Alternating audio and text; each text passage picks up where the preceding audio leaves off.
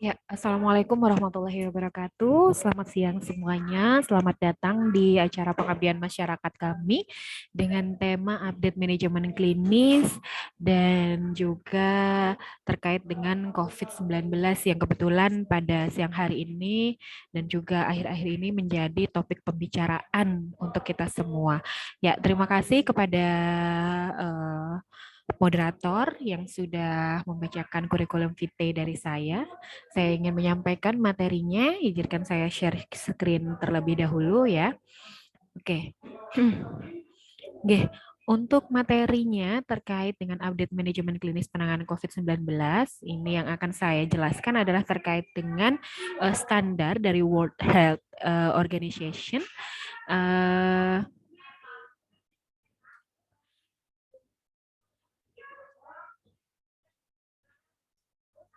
Oke, mohon ditunggu sebentar.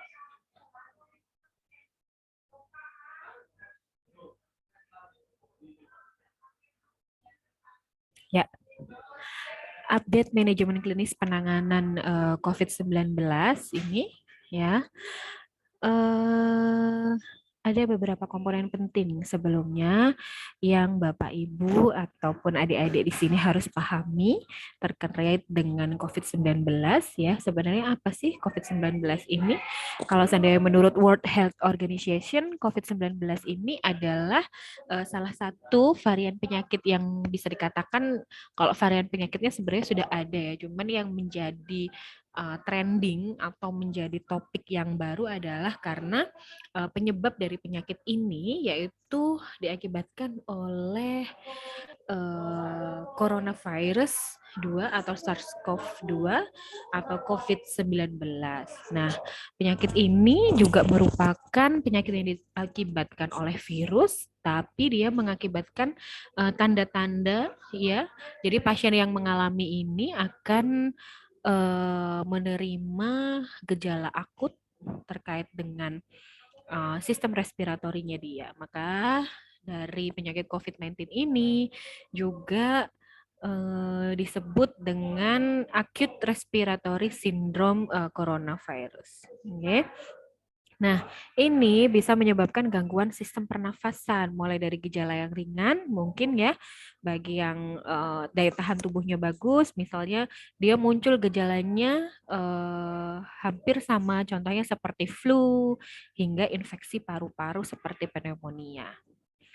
Nah, untuk trennya sekarang paling terbaru ini Bapak Ibu saya cari di 18 Maret 2021 kasus baru di Indonesia khususnya mencapai 6.570 dengan rata-rata 7 hari eh, sejumlah 5.773. Ini data yang terbaru saya ambil dan manajemen klinis ini sebenarnya diperuntukkan untuk tenaga kesehatan sehingga tenaga kesehatan itu sekarang kan ibaratnya kalau seandainya digaungkan itu adalah garda terdepan ya Bapak Ibu ya, yang merawat pasien ISPA berat baik dewasa dan anak di rumah sakit dan bisa juga dalam konteks dia dicurigai pun juga pasti yang bersinggungan langsung adalah tenaga kesehatan.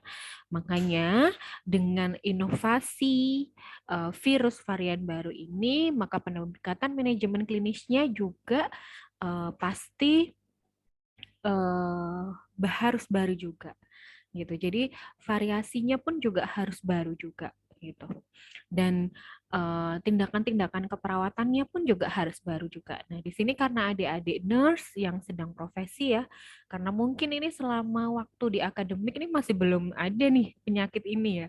Waktu Anda masih belum lulus S1 ini kita nggak pernah ngebahas coronavirus COVID-19 ini masih belum terjadi pada saat itu.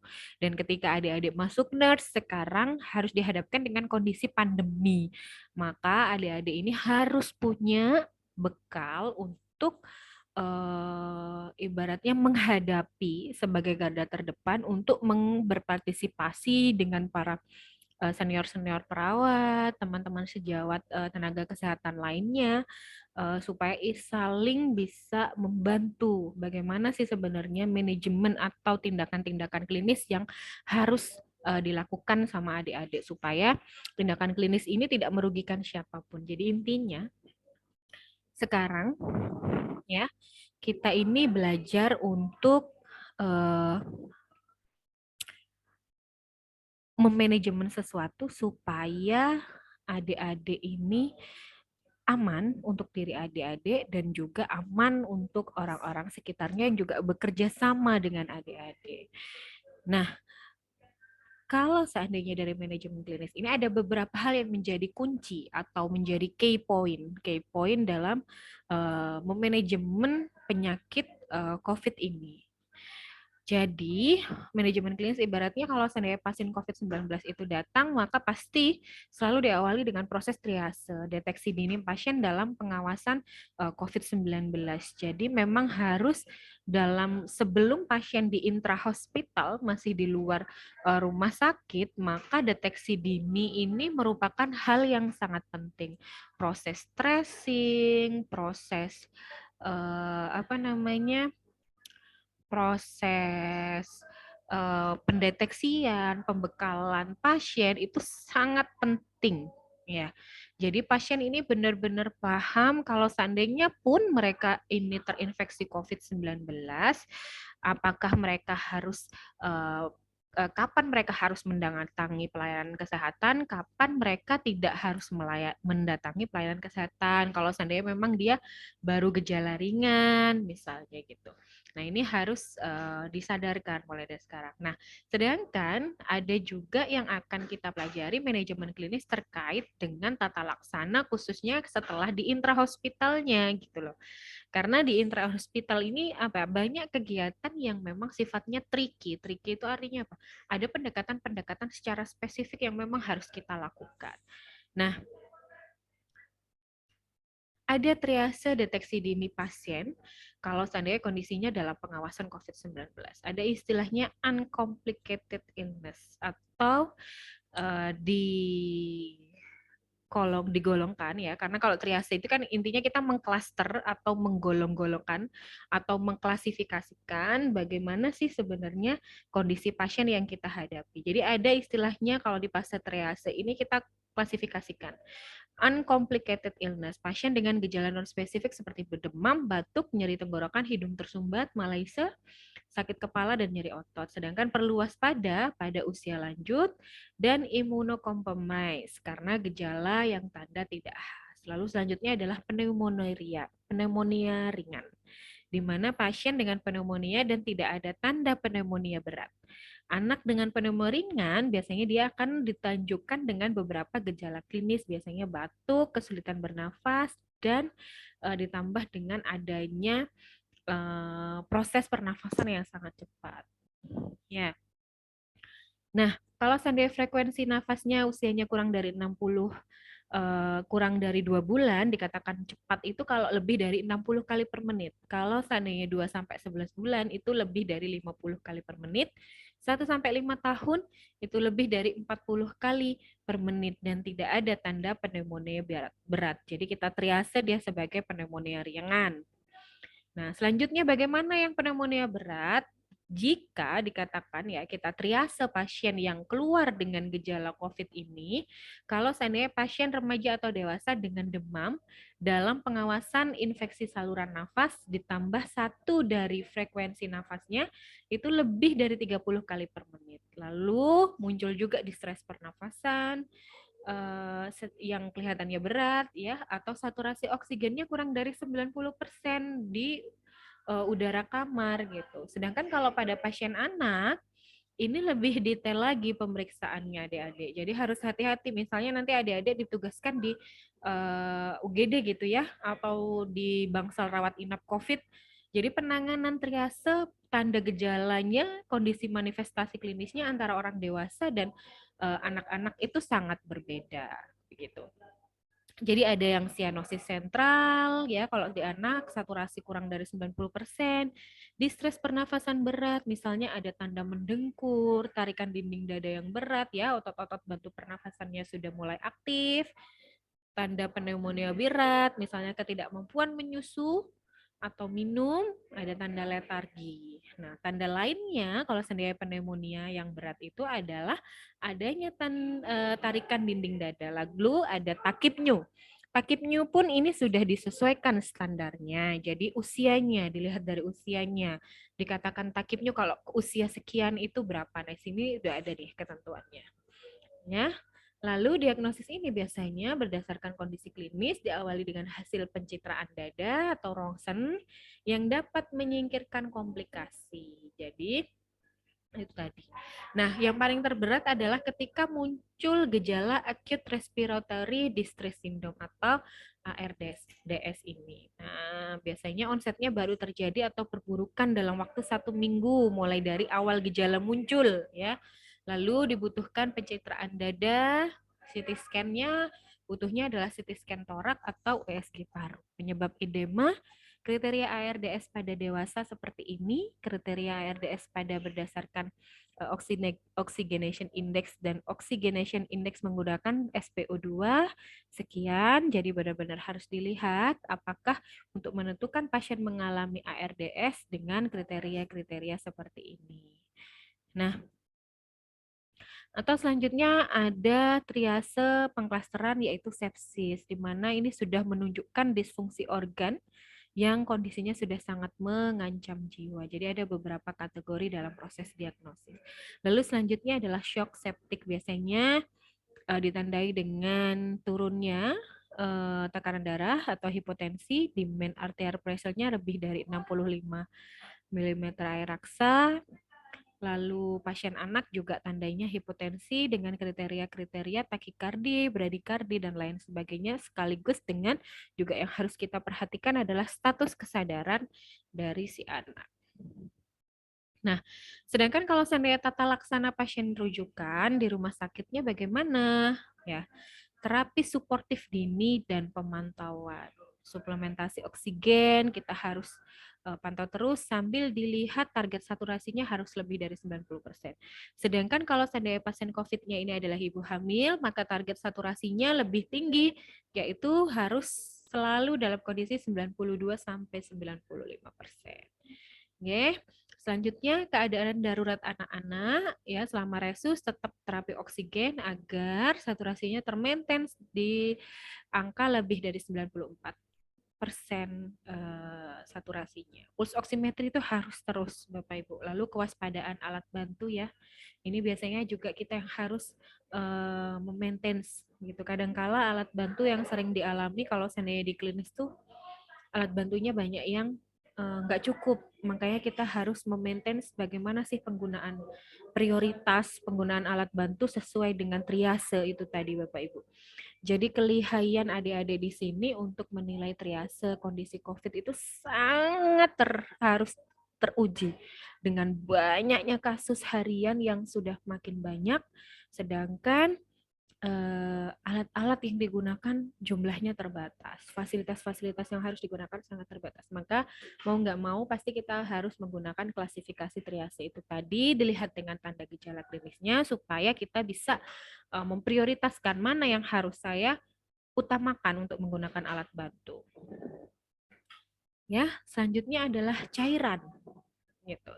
Cairannya konservatif ya, maintenance modenya. Lalu sumbernya pemberian antibiotik secara empiris dengan kemungkinan adanya etiologi yang memang diakibatkan karena adanya bakteri.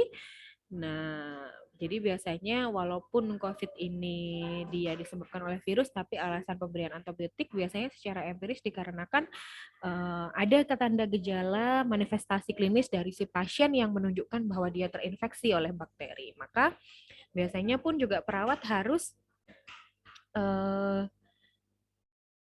memantau apakah ada tanda gejala infeksi yang diakibatkan oleh bakteri. Lalu selanjutnya kortikosteroid, ini jelas ya untuk pengobatan pneumonia karena virus atau biasanya kalau muncul tadi di klasifikasi adanya ARDS. Lakukan pemantauan ketat pasien dengan gejala klinis yang mengalami perburukan seperti gagal nafas, sepsis, dan lakukan intervensi perawatan suportif secara menyesuaikan gitu. Lalu kita juga jangan lupa bahwa kita perlu juga screening, pahami bahwa pasien ini memiliki komorbid atau tidak, sehingga pengobatan-pengobatan dari obat komorbidnya juga harus tetap diikut sertakan. Tata laksana pada pasien hamil juga. Oke. harus dilakukan terapi suportif dan penyesuaian dengan kondisi kehamilannya, maintenance tadi saturasinya ya. Kalau seandainya ibu hamil harus selalu lebih dari 92 sampai 95% saturasi oksigennya. Nah, lalu yang perlu tipsnya adalah pengumpulan spesimen untuk diagnosis. Pasti ada tanda hazard ya. Ini adik-adik juga harus tahu, dan spesimennya juga harus tertutup kondisinya. Ini yang pertama, lalu ada tutupnya, ini sampelnya, lalu ini ada absorbent material supaya dia kedap udara. Ya. Selanjutnya adalah manajemen gagal nafas. Apa yang harus dilakukan kalau seandainya pasiennya gagal nafas, hipoksemi dan ARDS?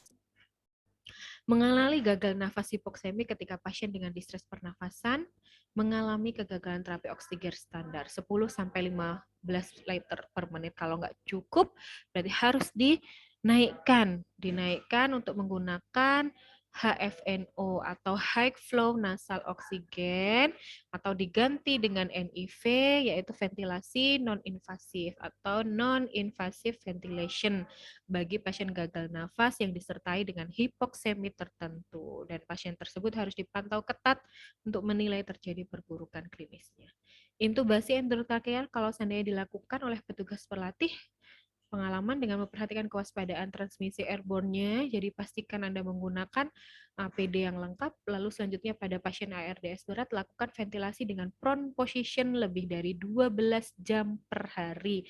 Karena dari evidence prone position ini sangat penting.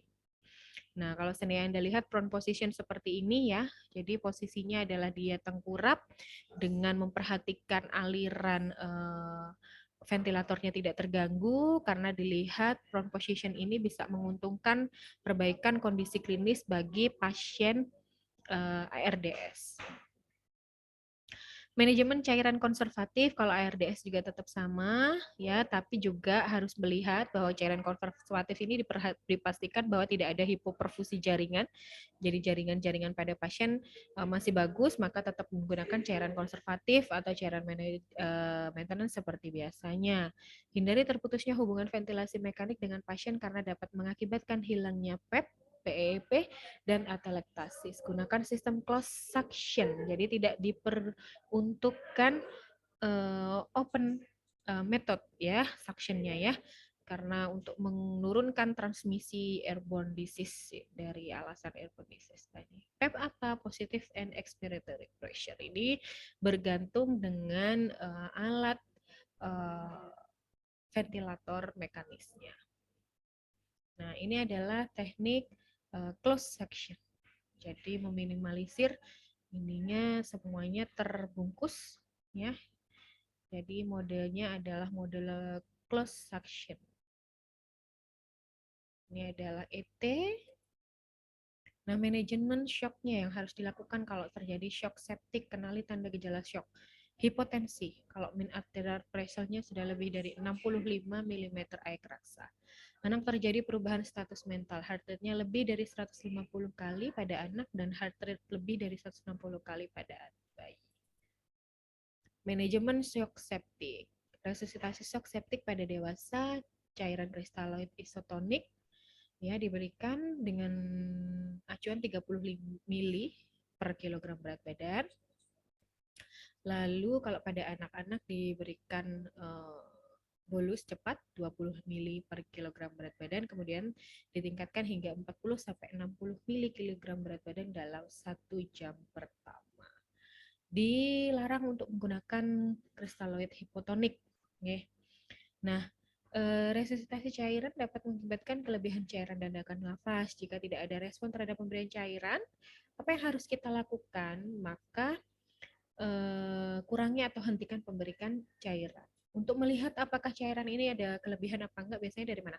Dari distensi vena jugularisnya. Ada rongki basah, halus pada auskultasi paru, atau gambaran edema paru pada foto toraks karena ada pengumpulan cairan. Ya. Nah, dan diperlukan untuk vasopressor pada pasien dengan pemasangan kateter vena sentral, bisa perivel karena ada gejala ekstravasasi seperti ini. Nah, ini biasanya kalau seandainya ditandai dengan adanya ketidakseimbangan atau kelebihan cairan di dalam tubuh pasien. Pencegahan komplikasi yang bisa dilakukan adalah mengurangi lamanya hari penggunaan ventilasi mekanik ya. Kalau seandainya memang tidak diperlukan dari hasil observasi kita, lalu kondisi pasien, kondisi pernafasannya semakin baik, maka setelah segera disapih penggunaan ventilator mekanisnya. Itu. Lalu mengurangi terjadinya VAP, mengurangi terjadi tromboemboli vena atau dengan cara low heparin, mengurangi terjadinya infeksi terkait dengan catheter related bloodstream karena penggunaan kateter yang cukup banyak. Ulkus karena tekanan, maka prone position tadi sangat dianjurkan. Nutrisi enteral dalam 24 jam pertama dan mengurangi terjadinya kelemahan akibat perawatan di ICU, mobilisasi dini jika aman misalnya dilakukan ROM dan lain sebagainya. Nah, langkah untuk mencegah infeksi apa yang harus kita lakukan? Nah, ini adalah yang bagian kita nih yang harus kita lakukan. Kalau tadi kan ceritanya untuk pasien, apa yang harus dilakukan dengan kondisi seperti ini dan bla bla bla. Kebersihan tangan dan pernafasan, APD sesuai resiko, pencegahan luka, pengolahan limbah, pembersihan lingkungan gitu ya. Memastikan identifikasi awal dan pengendalian sumber. Ruangan yang cukup setidaknya 1 meter antara staff screening sama pasien atau staf yang masuk. Sediakan pembersih tangan dan alkohol, masker, serta sarung tangan, pelindung mata, dan jubah untuk digunakan sesuai penilaian risiko. Kursi pasien di ruang tunggu 1 meter, pastikan agar alur gerak pasien dan staf tetap satu arah, petunjuk-petunjuknya jelas tentang gejala dan arah. Anggota keluarga harus menunggu di luar area triase mencegah area triase menjadi terlalu penuh. Kewaspadaan Dobret yang harus kita lihat adalah minimalisir ya. Intinya meminimalisir pertemuan antara orang yang satu dengan orang yang lain.